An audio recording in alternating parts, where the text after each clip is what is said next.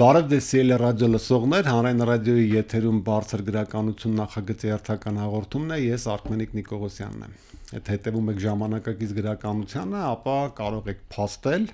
որ այն միայն պատմությունների, սյուժեների, ինչ-որ կերպարների հերթագայություն չէ, այլ բարեբախտաբար մեր գրական ընթացքում կան հեղինակներ, որոնք փորձում են կաղապարներ ճեղքել նոր ժամանակներին, հարմարեցնել նյութը, ոճը, տեքստը, գնալ որոշակի փորձարարության եւ չվախենալով հավանական ձախողումներից։ Սովորաբար նման ստեղծագործությունները շատ ընթերցողներ չեն ունենում, ցավոք, սակայն դրանց քննարկումը ավելի արգասաբեր ու կարևոր է գրական ընթացքի համար, քան ցանկացած այլ գործի։ Այդպիսի մի վեպ է իմ ընկալմամբ այդպիսի վեպ է լույս տեսել Անի Ասատրյանի Աննմանը, որն այսօր կքննարկենք հեղինակի հետ, ողջույն Անի։ Քիչ երկար ստացվեց իմ նախաբանը, բայց այդուհանդերձ սա կարևոր է այն առումով, որ գրողի համար ես շատ կարևորում եմ իր նպատակադրումը, տեսնել ինչ է կատարվում, գնալ այդ հոսանքին համընթաց, դառնալ եւս մեկը, որը ունի լավ գիրք, չգիտեմ, ընթերցվող գիրք, երկրպագուներ ունեցող գիրք եւ գնալ չասեմ այդ հոսանքին հակառակ, այլ որոշակի այլ ուղղություններով ստեղծել մի բան, որը գուցե հաջողությամբ չավարտվի։ Ինչն է քեզ դրթել գրելու աննմանը, այս հարցից սկսենք։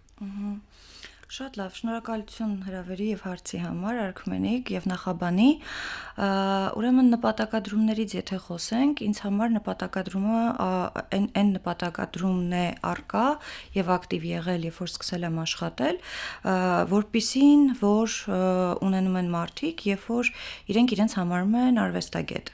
եւ համարում են արվեստի ոլորտի ներկայացուցիչ։ Անկախ ժամանակներից, իհարկե հաշվի ենք նստում ժամանակների հետ, հատկապես այսօր ապրում ենք ժամանակներում, որտեղ որ կա ամեն ինչ, հասանելի է շատ բան եւ կա թե առաջարկը, թե պահանջարկը տվյալ ամեն ինչի։ Տվյալ իրավիճակում ինչպես կողմնորոշվել որպես արվեստի ոլորտի ներկայացուցիչ, ինձ համար ճանապարհը հետեւյալն է, ճանապարհը ավելի զերծ մնալու եւ զտելու ճանապարհն է, քան զուգվելու, օգտվելու ընձեռվող բոլոր հնարավորություններից, որքան էլ որ դրանք գայթակղիչ լինեն։ Այսինքն հավատարիմ մնալ ոլորտին, ոլորտի կարգին եւ ստեղծման նախնական աղբյուրին, այսինքն առհասարակ ոլորտի գոյության նպատակը որն է մեր օրյա ժամանակներում, քանի որ եթե որևէ մեկին հետաքրքրում է պարզապես օրինակ հաջողությունը որպես երևույթ, հաջողության հասնելու ճանապարհներ շատ կան։ Անի, բայց դա չի հանգեցնում արդյոք այն հայտնի եւ քննադատված տեսությանը արվեստի համար, հա? Երբ որ ամեն ինչ արվում էր, ասենք կոնկրետ գրականության մեջ, ամեն ինչ արվում էր, որ գրականությունը լինի ավելի ճոխ, ավելի շքեղ, պոետիկական, չգիտեմ, գաղափարական, թեմատիկ իրացումները ավելի անտիր, պատկերվեն, բայց այդ տեսակ գրականությունը կարծես չէր մերձենում ընթերցողին այդպես էլ, թեպետ այսօր երբ որ հետահայաց կարդում ես այդ շրջանի գործերը, այդ տեսությամբ ստեղծված գործերը, ուղղակի հիացմունք ես ապրում էլի ինչ կատարելությամբ են ստեղծված։ Ընթերցող կա քեզ համար։ Եվ այս վեպը ստեղծելիս իր կերպարը ինքը երևացել է քեզ։ Արքմենիկ, արվեստի համար ուղղությանը եթե կարելի է ասել կամ արվեստի զարգացման փուլին։ Եթե անդրադառնանք իմ ընկալմամբ դա արդեն պատմական մի որևէ շրջանում ապրված ապրված է, բայց ասենք մոտեցումը մի քիչ դրան հիշեցրեց, էլի։ Գուցե հիշեցրեց, ես իրականում տվյալ մոտեցումը հատկապես մեր ժամանակներում առանձնապես չեմ կիսում, տվյալ ժամանակներում ինձ այդ տվյալ մոտեցումը առանձնապես չի ոգևորում,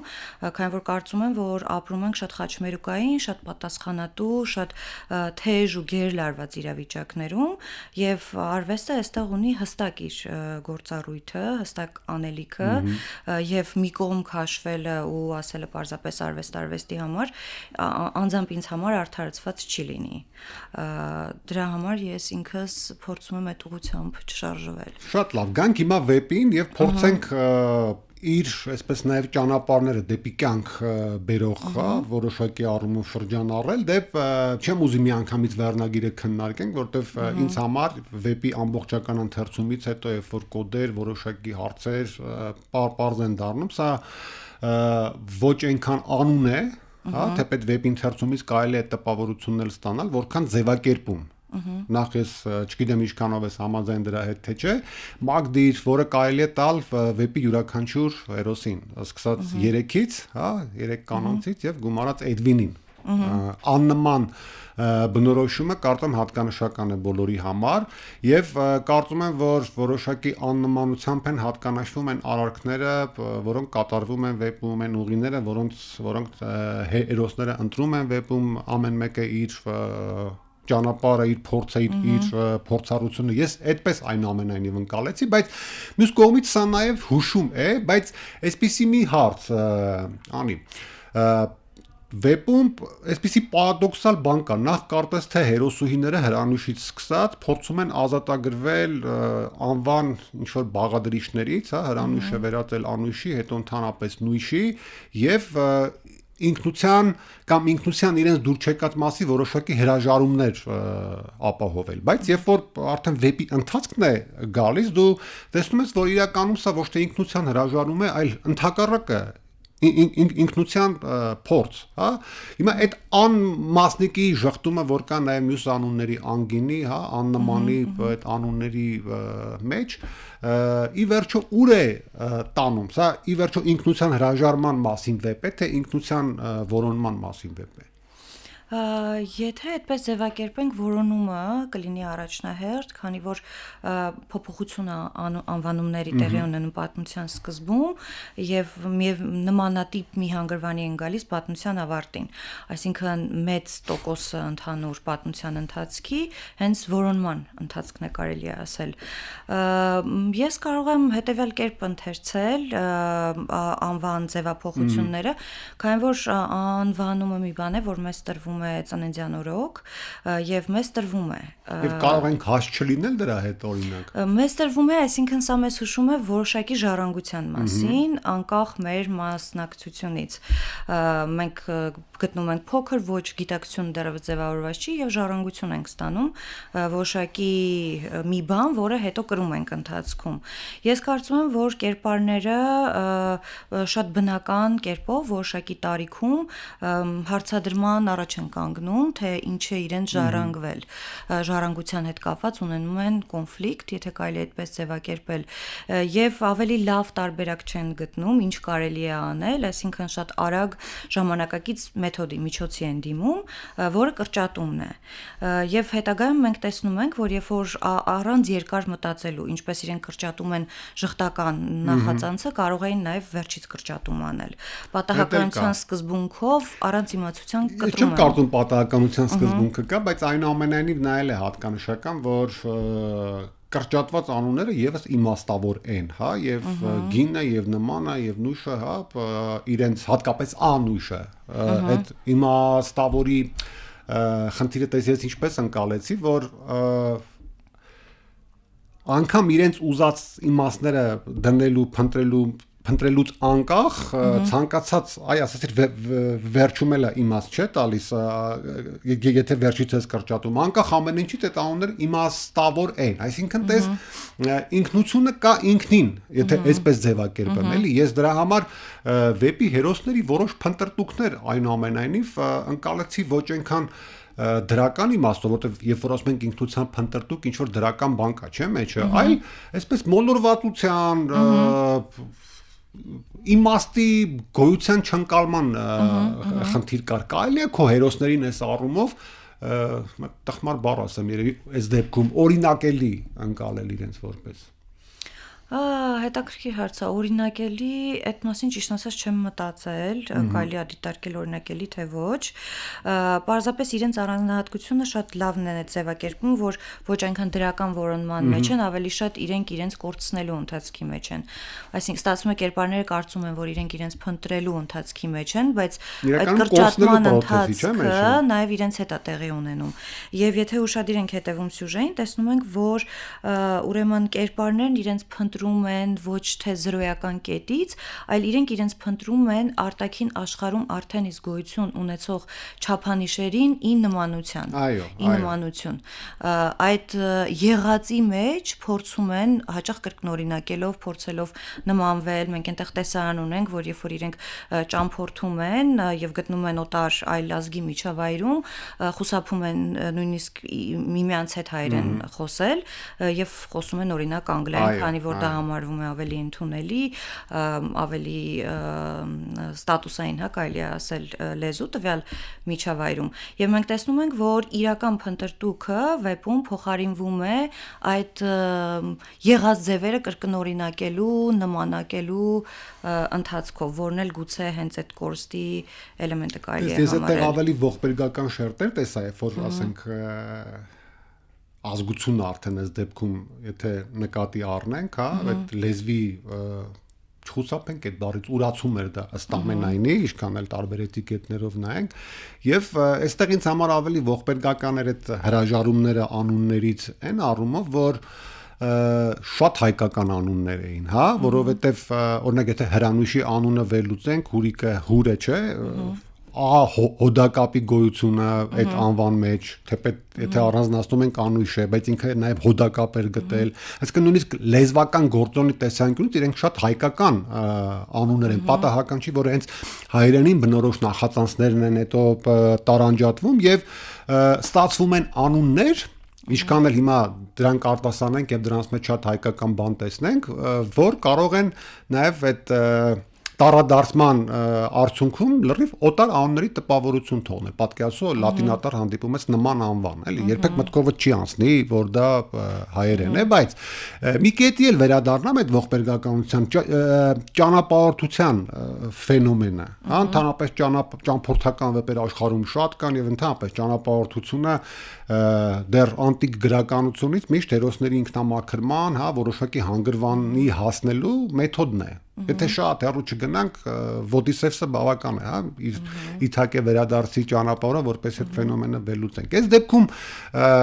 ճանապարհը արդեն որպես ֆիզիկական, որտեղ բարձր է, որ այս հերոսները ճանապարհ են անցնում, հերոսուհիները, հատկապես ներքին տվայտանքների տեսանկյունից, որտեղ այս սյուժեից էլ խոսեցիր, ըստ ամենայնի ես այդքան շատ սյուժե չտեսա այստեղ, եթե գլոբալ եթե նույնիսկ սյուժե կա, այդ բոլորը ներքին սյուժեներ են, ներքին մտորումների մեջ, իրենց երազների մեջ, վախերի մեջ, տագնապների մեջ, չգիտեմ, սպասելիքների մեջ, այս դեպքում ճանապարհը ինչ է դառնում քո հերոսների համար, որովհետև սա էլ ասեմ, օրինակ իմ տպավորությամբ, եթե ելակետը անտիկ գրականության այդ մեթոդոլոգիայով ենք նայում, ճիշտ չէր ընտրված ամեն դեպքում, իրենք չհասան Իթակե։ Շատ լավ։ Ճամփորդության հետ կապված ոնց նշեցիր, որ ճամփորդական գրականությունն իր փուլերը ունեցել է, եւ իմ կարծիքով մենք այսօր ապրում ենք ժամանակներում, երբ այդ ճամփորդական գրականությունը գրքի էջերից արդեն տեղափոխվել է առօրյա կյանք։ Այսինքն յուրաքանչյուր անհատի այսօր ամեն մեկը ունի իր ճամփորդությունը, կարելի ասել։ Առօրյան է եւ դա հատկապես ֆիզիկական ճամփորդության մասին է այս դեպքում խոսքը։ Այսինքն ես չեմ պատկերացնում այլ ժամանակ, որտեղ որ մարդկանց այսքան հասանելիություն կար անընդմեջ բարբերաբար ճամփորդելու եւ դրանք արտաքին ճամփորդություններ են դեպի վայրեր, որտեղ որ ցանկալի վայրեր կարելի է ասել, որոնք որ շատ հայտնի են տվյալ վայրերում ցանկալի է գտնվել եւ դրա նմանությամբ կերպարները նույնպես նախաձեռնում են իրենց ճամփորդությունը դա ինչ ուր է տանում պարզապես ճամփորդությունը, որը կարող է վեպի բաղադրիչ լինել, որը կարող է եւ չլինել, իմ իմացությամբ ժամանակակից աշխարհում ճամփորդությունը կարծես ճամփորդության համար, քանի որ ճամփորդությունը մի երևույթ է, որը շատ հարգի է։ Այսինքն այն ֆենոմենը չունի, այսինքն չի գրականացվում այլևս, գոնե գրականության մեջ եթե նայենք։ Արտաքին ճամփորդության տեսակետից կարծում եմ այո, բայց մենք իրական վեպում հետևում ենք, թե ինչ է տեղի ունենում զուգահեռ, ոչ գուցե թե գիտակցական մակարդակում կերպարների հետ։ գուցե երկրորդ ճամփորդությունն ավելի իրական դա կհամարենք, բայց փաստացի ճամփորդությունը, երբ որ նրանք տոմս էին գնել եւ գնում էին միտեղ գտնելու կենտրոնը եւ ընթացքում իրենք հասկանում են, որ իրենց նպատակը ոչ այնքան կենտրոնը գտնելն է, այլ կենտրոնը նրանք ձևակերպում էին մի վայր, որը գտնվում է հակառակ բևեռում մեկնակետի համեմատությամբ։ Դες այնտեղ այդ սիմվոլներին չեմ ուզի շատ հիմա մանրամասն անդառնանք, որտեվ շատ հեռու տեղեր կգնանք, մեկնակետը, չգիտեմ, համբավը, հա, որ Էդվինի կերպարի հետ այդքան առնչվում էր, ինձ մի ուրիշ հարցել է տանջում, ամեն դեպքում անունները ֆենոմենալ դեր ունեն վեպում, որոնք տես ժխտական մասնիկը ինչ որ վատի մաս չէ ունի եւ այլն կարող է ունենալ, բայց հետաքրքիր է որ այս անունների դեպքում ինքը ամենա գերադրականացնող սիմվոլն ունի գին, որը պարզ ընդհանրապես երևույթ է, որ անավելացնում է դառնում է թանկարժեք անգին։ Նման է ինչ որ էլի սովորական բան, աննման արդեն նմանը չունեցող եւ այլն, այսինքն կատարելություն փնտրելով, այս մարդիկ այդ կատարելությունից են իրենց այն որ ասում էր ժառանգած այդ կատարելությունից էին հրաժարվում։ Ինչու 3 կին այնուամենայնիվ այս դեպքում անի, որովհետև տես ինչքան էլ գուցե հիմա գրողաբար բացատրես, որ ամեն մեկը ինչ որ բան ուներ առանձնահատուկ, ինձ այնուամենայնիվ իմ մեջ մտապահվեց այն, որ 3-ն էլ նույն ուղղությամբ են նայում գոնե նույն ուղղությամբ են նայում։ Հա եւ կարիք չկար 3-ի ճակատագրով այդ մի ուղղությունը բացատրել գուցե։ Թեպետ դու վեպի սկզբում որոշակի հուշում անում ես, որ Հրանուշի կերպարը այնուամենայնիվ առաջնային է, որտեվ վեպը սկսում է նրա այդ ամսաթվերով, որոնք շատ կարևոր են, եւ ըստ ամենայնի վեպն էլ ավարտվում է նրանով։ Ինչու 3 կինես էլ սիմվոլիկա է, թե պարզապես իրենք եկան խառնվեցին։ Իրականում 3-ը եթե ուշադիր լինենք ընդհանուր վեպի տեղանունները նույնպես կտեսնենք մեկնակետ, այն տարածքը, որտեղ բուն գործողությունն է տեղի ունենում եւ կենտրոն։ Ընդհանուր ամբողջ աշխատանքը կառուցված է երաշերտ սկզբունքով եւ նույնպես կերպարները։ Էդվինը կարծես թե եզակի է, բայց երբ որ ուսումնասիրում ենք, թվում է թե երկատման մասին է խոսքը, բայց այնտեղ նույնպես եռատում գոյություն ունի։ Ինձ համար անկեղծ ասած պատմության վերջում կա սրա պատասխանը, երբ որ Հրանուշի Սիրանուշի իրականում Սիրանուշը նույնպես նշված չի, չէ՞, վեպում տարբերակ կար, Հրանուշը պետք է վերածվեր Սիրանուշի, պարզապես ավելի ճշգրիտ իմ կարծիքով լուծում գտնվեց այնտեղ, չի հնչում իհարկե վեպի վերջում լուծումը, բայց նախորդ հնչեցված կերպարները մեզ գուցե հուշում են ինչ ընտրության մասին այնտեղ պետք է խոսքը գնար։ Այսքանը երևի կարող եմ բացատրել։ Ցավոք ժամանակը քիչ է, իսկ վեպը շատ տպավորիչ, որտեվ ես տարբեր առիթներով ասել եմ, որ հիմա չեմ կարդում պարզապես սյուժեներ, ինձ գրականության մեջ տպավորում են այն ինչ որ գրողն անում է, հա, ինչպես է խաղում տեքստի հետ, օրինակ այս վեպը շատ յուրահատուկ կառուցվածք ունի, տեքստերը ստանդարտ շարված չեն, բնականաբար նաև քո հետ խոսում են, կարող ես բաց թողնել, հետ գալ եւ այլն, դրանք շատ յուրահատուկ կառուցվածքային հնարքներ են, որոնք վեպին մի նոր մակարդակով են օժտում, բայց ես մեկ է ամեն դեպքում պետք է վերադառնամ այս վերջում մի քիչ ընդհանրացնենք, էլի, դիտավորությանը, տեքստը ինչպես է ծնվել հենց այս կերպ այդ քո մոտեցումը, որովհետև նրանք ովքեր ուշադիր կկարդան վեպը, արևմտահայերենի որոշակի տարեր կտեսնեն եւ խոսքս չի վերաբերում միայն Էդվինի ման այդ բառին, այլ կերպարան բառին օրինակ եւ այլն, շատ այդպես հղումներ կան վեպում։ Հարցը, այսինքն արևմտահայերենի հետ կապված լեզուն կառուցվածքը ինչպես է եկել հենց այս կառուցվածքին էլի։ Ճիշտ ասած իմ առաջ ես դրել էի նպատակ հետևել այն ձևին, որ ինձ նյութը գրելու ընթացքում կթելադրեր։ Ենթարկեցրել է քեզ։ Այո, եւ այդ ձևը շատ մոնումենտալ, միատոն կարելի է ասել, զերծ ժամանակակից, կարելի ասել պոստմոդեռն եւ պոստմոդեռն հնարքներից մենք մեկ կիսատ նախադասություն գրեթե չունենք։ Այսինքն այնքանը որքանը որ թելադրվել է նախադասության ռիթմով, այդ ձևի եւ ծավալի ստեղծվել է նախադասությունը եւ նպատակը պարզապես պատմելն էր պատմություն այն կերպ ինչպես որ տվյալ պատմությունը պահանջում էր պատմել եւ ինձ համար այս գործի ստեղծման փուլում առանձնապես համակրելի չեն ժամանակակից հնարքները պատմություններ պատմելու ու հնարքներ բառը այստեղ բանալի բառ ընդունեցինք։ Մենք գրեթե չխոսեցինք Էդվինի մասին, թեպետ անունը հնչեցրեցինք։ Ես ուզում եմ հիմա էլ չխոսենք եւ իրեն պահենք որպես այս վեպի ընթերցման կարևոր բանալիներից մեկը, հա, թվում է թե հայտնվելու տեսանկյունից ինքը ամենաքիչն է վեպում, բայց իր տեքստերը, հատկապես ճառերից մեկը, որը տրակտատ հիշեցնող ինչ-որ երևույթ էր, կարծում եմ, որ շատ ավելի կօգնի վեպի կանանց մեկնաբանման առումով, անկախ նրանից ինչքան են նրանք հարաբերվում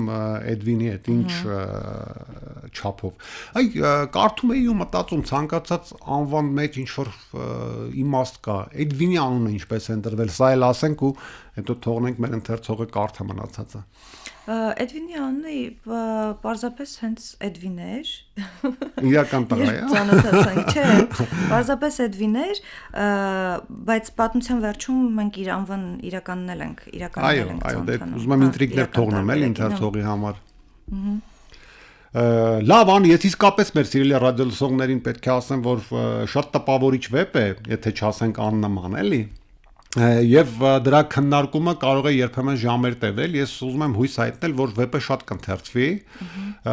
եւ նման քննարկումների առիթ դեր կտա, որովհետեւ հավատա, այն ինչ որ քննարկեցինք, դու էլ կվկայես այս վեպի շերտերին, ասելիքին, ընդհանուր գոնե